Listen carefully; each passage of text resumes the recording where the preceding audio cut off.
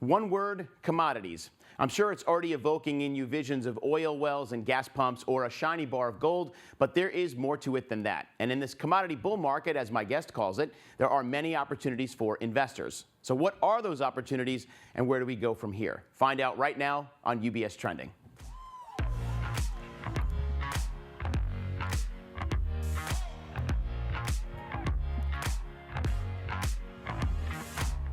Hello, everyone, and welcome to another episode of UBS Trending. I'm Anthony Pastore, and I'm here with my guest, Al Chu from Newton Investment Management and BNY Mellon. Al, great to have you back in the studio. Good to see you. Thank you for having me. Al, what I said to you when you first walked in here is I love the fact that you not just cover one or two commodities, you cover the entire natural resources space, and it brings us perfectly into this conversation where I want to get into as much of it as we can in this 10-minute window. So good to have you back. Look, we've had 2 strong years of returns in commodities, specifically in the natural resources space. Let's just jump into, from a macro level, where do you see opportunities right now? Right. Thank you, Anthony. Glad to be here. And I think that's one of the biggest misperception about commodities is that it's a very tactical trade. You move in, and it's been 2 great years, and opportunity's gone. But if we look in the past, if we look in let's just say the last 20 years, there's been 3 big cycles, right? Commodity cycles. First one, China super cycle. They came in and demand and just soaked up everything. That lasted between 7 to 10 years, right? Now, how that cycle was solved was that supply came in. We found oil, we found iron ore, we found more of everything. Then we fast forward to the next big cycle, a 10-year of a down market. Now, throughout this time, commodities demand pretty much increased every single year. That's a misperception, is that, demand must move up and down, wax and wane. That's actually not true. Oil, steel, crops, demand keeps on going up every year. It's actually the supply that actually fluctuates, and that sets the supply and demand cycles, right? Then you fast forward to the third year, or the third cycle, which is right now, right? Which I like to think it's in the second innings, right? Because we're 2 years into it. Typically, these cycles last 10 years. You need 2 or 3 years of a price discovery moment, right? When people realize, oh my goodness, we actually need more commodities, right? We actually need more oil, we need to eat more, we're gonna build more.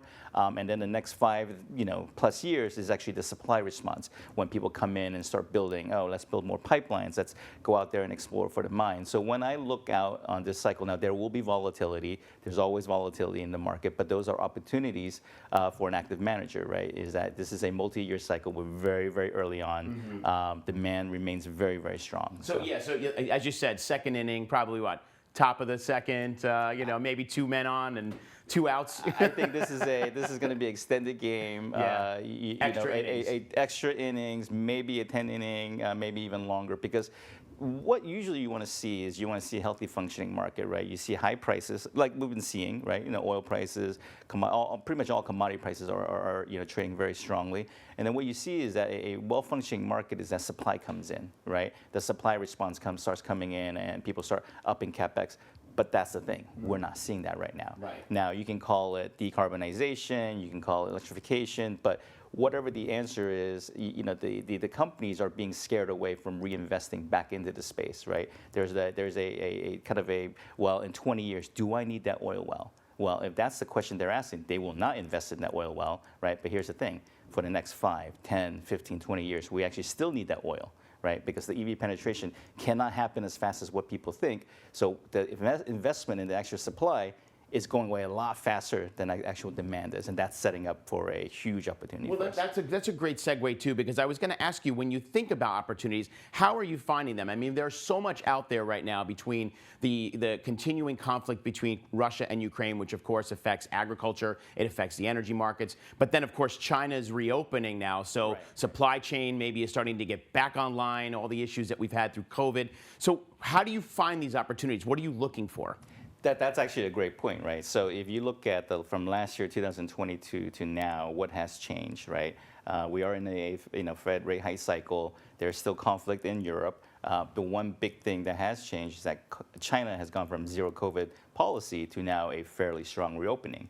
Now, incrementally, what is that bullish for? That's very bullish metals. Now, do you want to be very overweight metals last year when the biggest metals consumer is out of the market? No, but now that they're coming back with 3 years of pent-up demand, 3 years of savings, and a government who's going to push GDP growth and a stabilization and growth in the market, do you want to get in the way of that? And that's where I think people realize, commodities it's evolving. It's a lot of currents, cross currents coming in, and there's bull markets and bear markets at the same time, at any given point in time. There's always a bull and bear market going on somewhere. And that's our job, is to actually find what's attractive and be invested in those. And if something's not attractive, let's not be invested in that. And let's not forget, it is a global market. I mean, think about something like energy, for example. We were just saying, if the price of oil is going up per barrel in Europe, it does affect markets in Australia, in Canada, in the US. It's everybody has to sort of be in it together, which is a fascinating concept when you think about investing. It's a global commodity. It's a global good, right? Yeah. It's one effect. A lot of times people don't tend to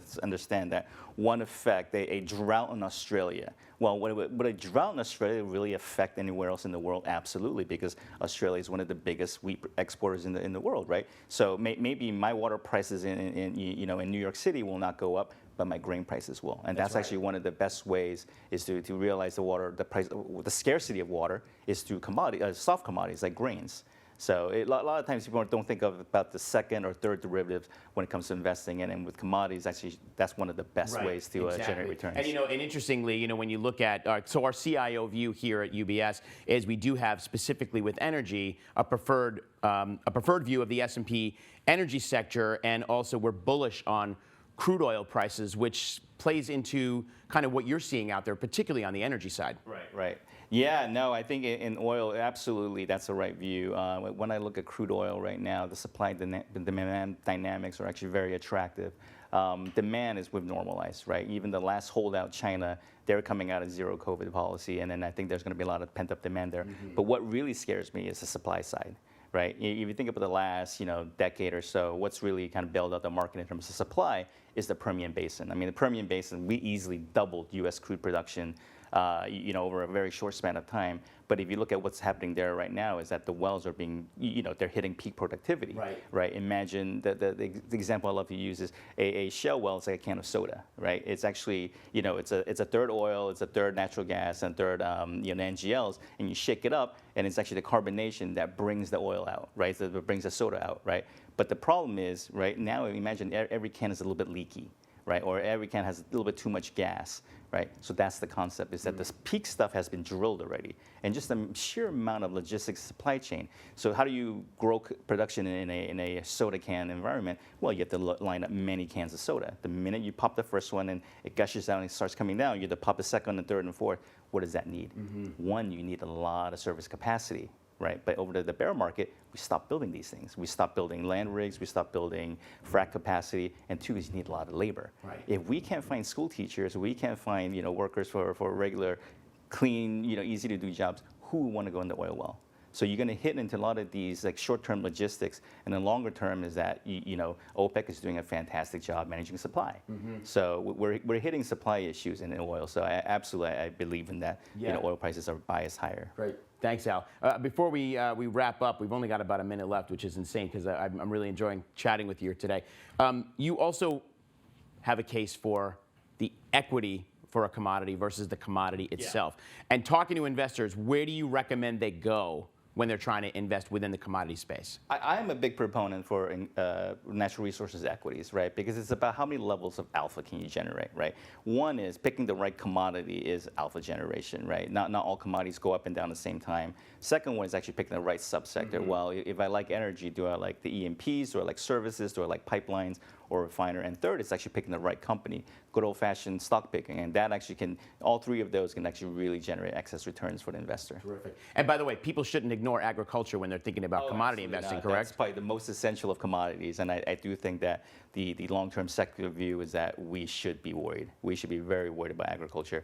Maybe right now it's a quiet period, but this is the most essential of commodities. Right. Obviously, that's a conversation that we'll have to pick up at another time because it really is important. We could probably talk a whole 10 minutes on just agriculture itself, Absolutely. right? Well, Al, we'd love to have you back, and thanks for coming back to the studio again today. My pleasure. Good Thank to you. See you. Al Chu again from Newton Investment Management and BNY Mellon. And for more information from UBS and our partners in the CIO, visit ubs.com/views and make sure to follow UBS on social media. We're on LinkedIn, Facebook, Instagram, Twitter, all the platforms. Plus, all of our past UBS Trending episodes are available right now for you on demand. And if you do have any questions about anything that Al and I spoke about today, make sure to reach out to your financial advisor. Until next time, I'm Anthony Pastore. Thanks for joining us, everybody. Have a great day, and remember to keep your eyes on what's trending. We'll see you soon.